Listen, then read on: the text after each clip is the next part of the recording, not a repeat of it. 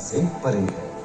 हमें सांस लेने के लिए जरूरी ऑक्सीजन का 50 से 80% इन्हीं समुद्रों के पानी से आता है। ये भी कह सकते हैं कि ये सागर एक विशाल संयुक्त परिवार की तरह है, जिसमें ये सभी जीव एक ही घर में रहते हैं, जैसे मछलियां, mollusc, dolphin, seal, walrus, crustacean, bacteria, समुद्री एनीमोनी और हाँ, ब्लू व्हेल भी, जो पृथ्वी का सबसे बड़ा जीव माना जाता है। और जंतु ही नहीं, इन समुद्रों में पौधों की भी लाखों प्रजातियां पाई जाती हैं। इन विशाल समंदरों का पानी हमारी पृथ्वी का लगभग 3/4 हिस्सा है। इस धरती पर 5 बड़े महासागर हैं: आर्कटिक, अटलांटिक, हिंद, प्रशांत और दक्षिणी महासागर। ये सागर इतने महत्वपूर्ण हैं कि इनका तापमान और लहरें दुनिया के हर हिस्से के मौसम पर असर डालते हैं, चाहे वो मौसम कितना ही खतरनाक क्यों ना हो। हमारी ही तरह पानी के नीचे पनपता हर जीवन सूरज की रोशनी पर निर्भर है। जी हाँ जनाब, सिर्फ ये जंतु, मछलियां, पेड़ पौधे ही नहीं, बल्कि बैक्टीरिया जैसे सूक्ष्म जीव भी सूरज से ऊर्जा पाकर खिलखिला उठते हैं। ये देखो मिस्टर ऊदबिलाव, कितने मजे ले रहा है। देखा इसे, अपने चेहरे की पोजीशन ऐसे बदल रहा है जैसे किसी स्पा में स्टीम ले रहा हो। और वो चली मैडम व्हेल इठलाते हुए सनबाथ लेने। और ये जोकर मछली यानी क्लाउन फिश, ये तो गाना भी गाती है भाई, बिना किसी सुल्तान के।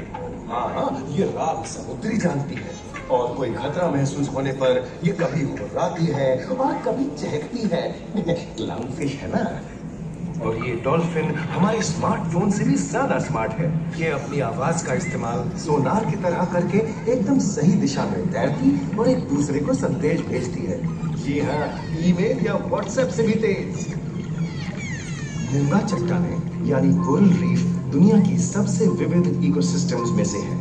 इन चट्टानों को अक्सर समुद्र के वर्षावन कहा गया है। आई, समुद्र में वर्षा, अजीब बात है ना। अरे दरअसल इनका नाम इनके आसपास बसे इन जीवों की विविधता के कारण पड़ा है। इनमें से कुछ मूंगे गर्म उथले समुद्र में, तो कुछ ठंडी अंधेरी गहराइयों में रहकर हमारे इकोसिस्टम के संतुलन को बनाए रखते हैं।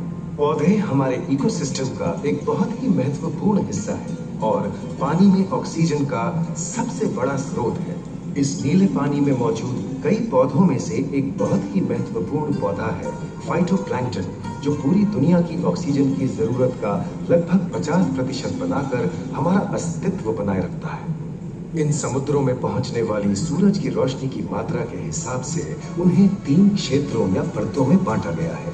सतह के सबसे नजदीक वाली परत को यूफोटिक जोन या सनलाइट जोन कहा जाता है। जाहिर है कि यहाँ सूरज की सबसे ज्यादा रोशनी पहुंचती है और 90% समुद्री जीवन इसी परत में मौजूद है। अगली गहरी परत को डिस्पोटिक जोन या ट्वाइलाइट जोन कहा जाता है। इस परत तक सूरज की सिर्फ 1% रोशनी पहुंचती है, जो पौधों के जिंदा रहने के लिए काफी नहीं है। तीसरी और सबसे गहरी परत एफोटिक जोन या मिडनाइट जोन है। यहाँ सूरज की रोशनी बिल्कुल नहीं पहुंचती। ये परत पूरी तरह से अंधेरी और ठंडी होती है, बिल्कुल किसी हॉरर मूवी के सीन जैसे।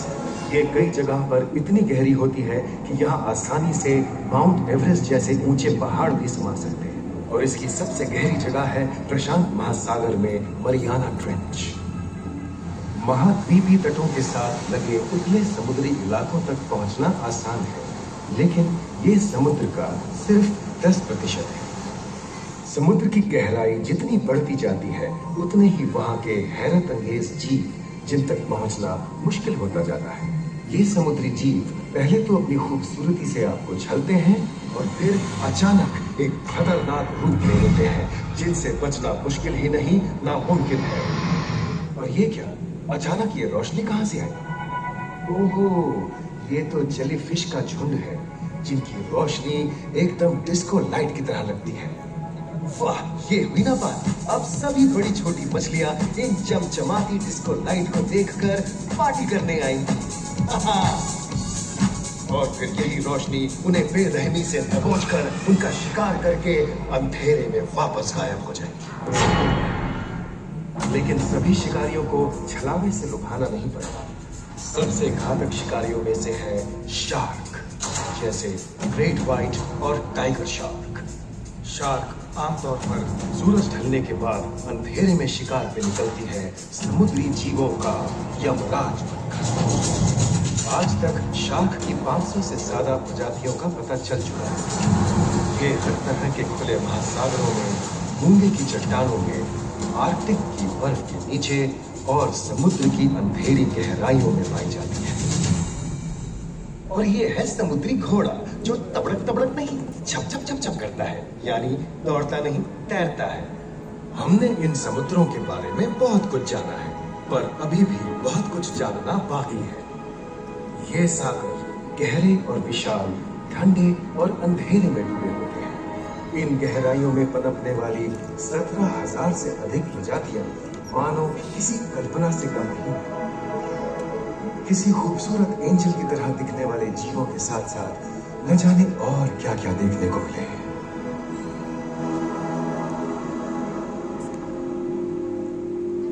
इन विशाल सागरों के इकोसिस्टम इनके बाहर तक फैले हैं।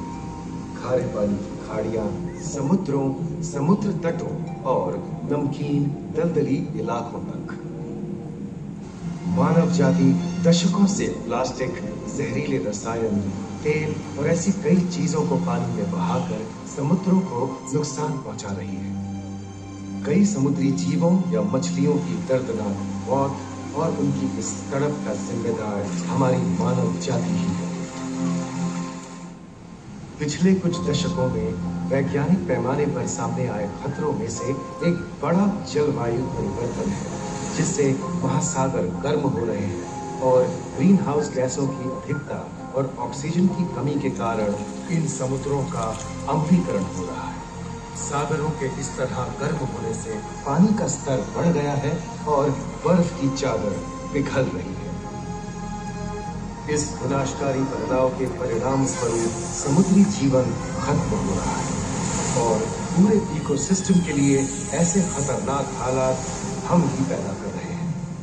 हमारी आने वाली पीढ़ी का भविष्य इस बात पर निर्भर करता है कि क्या हम आज अपने निजी जीवन से प्लास्टिक को हटाने जैसा छोटा कदम उठा सकते हैं, या फिर हम बड़े स्तर पर सख्त नियम बनाकर उन्हें लागू करें, जिससे समुद्री संसाधनों का दोहन और प्रदूषण कम हो। याद रखिए, बात हमारे अस्तित्व की है, तो बदलाव की शुरुआत भी हमें ही करनी है।